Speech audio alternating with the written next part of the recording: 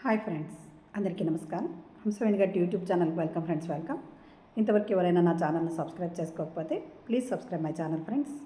మనం ఈరోజు ఆరోగ్యం ఒక డైనమిక్ ప్రక్రియ అనే దాని గురించి కొద్దిగా తెలుసుకుందాం ఫ్రెండ్స్. మనము అనారోగ్యాన్ని ఒక శత్రువుగా ఎదుర్కోవాల్సిన అంశం అది కాదు అని మనం తెలుసుకోవాలి ఫస్ట్. అది సహజ లయలు తారుమారు అయినప్పుడు మనలో ఏర్పడే అసమతుల్యత అని బలంగా మనకు తెలుస్తుంది. అని సైన్సు మరి అవన్నీ చెప్తూ ఉన్నాయి. మన శరీరంలో ప్రవహించే రితం ఉంటుంది కదా ఫ్రెండ్స్, అది ఒకదానితో ఒకటి మాట్లాడుకోలేని స్థితి వచ్చినప్పుడు ఆ శక్తి ప్రవాహాల్లో ఏమవుతుంది అంటే అడ్డంకులు ఏర్పడతాయన్నమాట. అలా అడ్డంకులు ఏర్పడినప్పుడు జీవశక్తి మనలో ఉన్న జీవశక్తి మసకబారుతుందన్నమాట. అలా ఉన్నప్పుడు అనారోగ్యం అనేది ఏర్పడుతుంది. మరి ఆరోగ్యాన్ని తిరిగి పొందడం అన్నది మందులతో మాత్రమే కాకుండా మరి పరస్పర సంబంధాల సమన్వయంతో పాటు శరీరము, మనస్సు, మరి ఆత్మల మధ్య ఉన్న శృతి లయల పునఃస్థాపనతో తిరిగి స్థాపించినప్పుడు సహజంగా వికసిస్తుంది అని మనకు తెలియబడుతుంది. మనలో ఆ రితం అనేది లేదు. ఏది మన మనసుకి, ఆత్మకు ఆ శృతి లయలు తప్పిపోవడం వల్ల అటువంటి అసహజమైన స్థితి ఏర్పడడం వల్ల అనారోగ్యం అనేది ఏర్పడుతుందన్నమాట.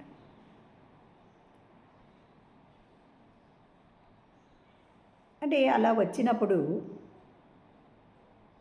మనం ఏం చేయాలి? ఆ జీవశక్తి కోల్పోయింది కదా, ఆ జీవశక్తి అన్నది సాధించాలన్న లక్ష్యం అనేది కాకుండా మనం ఏం చేయాలి అంటే ఆరోగ్యం అన్నది దూరంలో ఉన్న గమ్యం కాదు, అది ప్రతిక్షణం మనలో ప్రవహించే లయ అని తెలుసుకోవాలంటే మనలోనే ఉంది. అది ఎప్పటికీ ఆ జీవ ప్రక్రియ అనేది మనలో ప్రవహిస్తూ ఉంది ఒక లయలాగా అనేది మనము ఫస్ట్ తెలుసుకోవాలి. మరి దీంట్లో మనం తెలుసుకోవాల్సిన ఫస్ట్ కండిషన్ ఏమిటి అంటే శరీరంలోని అన్ని వ్యవస్థలు హృదయము, ఊపిరితిత్తులు, జీర్ణ వ్యవస్థ, నాడీ మండలము ఇవన్నీ ఉన్నాయి కదా, ఇవన్నీ అవన్నీ సమన్వయంతో ఉండాలన్నమాట.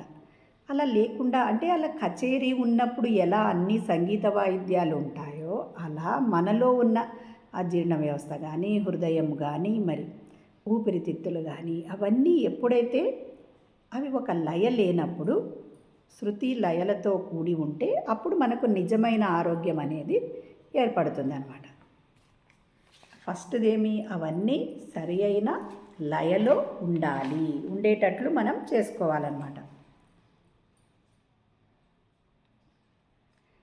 దాంట్లో ఒకదానికి ఒకటి అవన్నీ కలయిక అనేది లేకపోతే, పరస్పరం మాట్లాడకుండా లయలో లేకపోతే అనారోగ్యం ఏర్పడుతుంది. అందుకని అవన్నీ ఎవరికి వారే ఉండకుండా ఒకదానికొకటి పరస్పరము లయతో ఉండాలి. మరి రెండవది ఏమిటి అంటే మన ఆలోచనలు మరి భావాలు కూడా శరీరపు సంగీతంలో భాగం. శరీరంలో కూడా మన భావాలు మరి మనం చేసే ఆలోచనలు కూడా అలాగే ఉంటాయి. అవి ఎలా ఉంటాయి అంటే ఎప్పుడు గందరగోళంగా ఉన్నప్పుడు వాటి మధ్య లయ అనేది తప్పిపోతుందన్నమాట.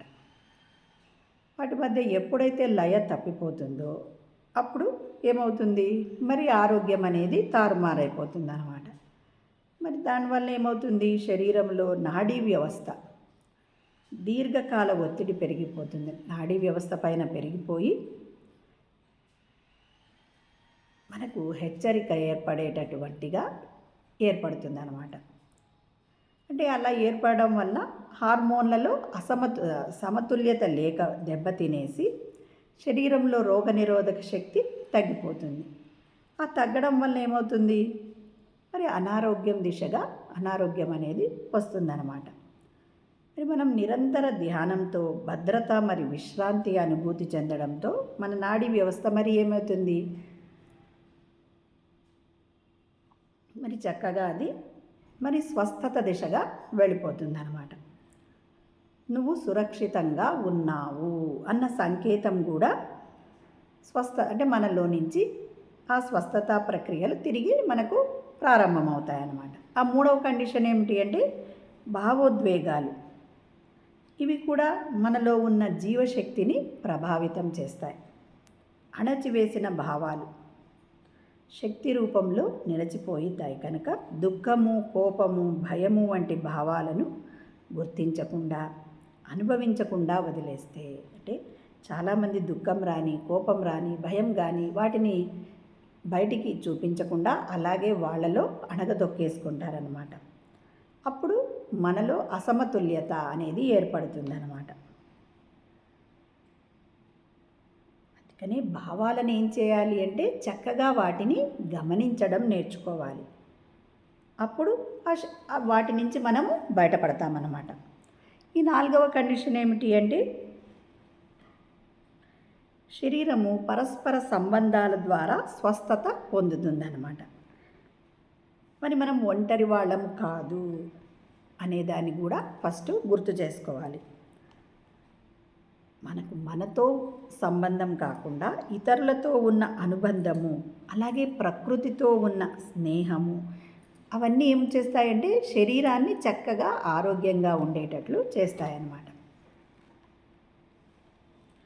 ఈ ఐదవ కండిషన్ ఏమిటి అంటే నిశ్చలత, అవగాహన శరీరంలో సమతుల్యతను పునరుద్ధరిస్తాయి. నిశ్చలత అంటే మనసుకు నిశ్చలత అంటే ఆ నిశ్చలత ఎక్కడి నుంచి వస్తుంది అంటే చక్కగా మరి ధ్యానం అనే దాన్ని మనం చేయడం వల్ల మనసులో నిశ్చలత వస్తుంది. నిశ్చలత ఎప్పుడైతే వస్తుందో మరి సరిగ్గా ఆ లయ అనేది మన బాడీలో ఏర్పడుతుంది కాబట్టి అప్పుడు చక్కగా ఆరోగ్యం అనేది ఉంటుంది.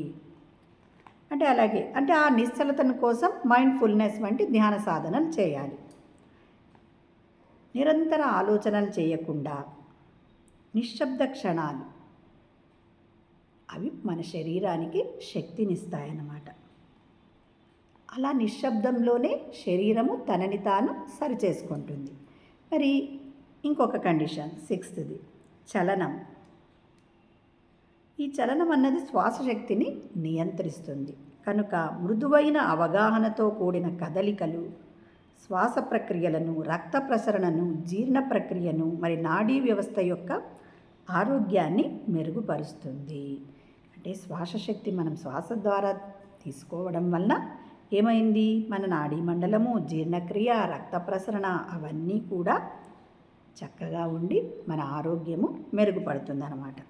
వాటి కోసం మనం ఏం చేయాలి అంటే యోగా చేయాలి, మైండ్ఫుల్ మెడిటేషన్ చేయాలి, లేదా నడక, తేలికపాటి వ్యాయామాలు కూడా మన శరీరాన్ని ఒక లయను అంటే ఆ లయ తప్పడం పోయింది కదా, మనసుకు ఆత్మకు మధ్య లయ. మరి అలాగే ఎన్నో మరి ఊపిరితిత్తులు, జీర్ణ ప్రక్రియ వీటన్నింటికీ లయ తప్పిపోతుంది. అవన్నీ లయ పునరుద్ధరిస్తాయన్నమాట. అవన్నీ ఒక మార్గాలు. సెవెంత్ కండిషన్ పర్యావరణం మన శ్రేయస్సును ప్రభావితం చేస్తుంది. వెలుగు, శబ్దము, ప్రకృతి ఇవన్నీ ఏం చేస్తాయి అంటే బయోలాజికల్ ఫంక్షన్ను ప్రభావితం చేస్తాయి. మనం ప్రకృతిలో గడిపినామనుకోండి, అలాగే సూర్యకాంతిలో మరి సహజ శబ్దాలు అవన్నీ ఏమై శరీరాన్ని సమతుల్యతలో ఉండడానికి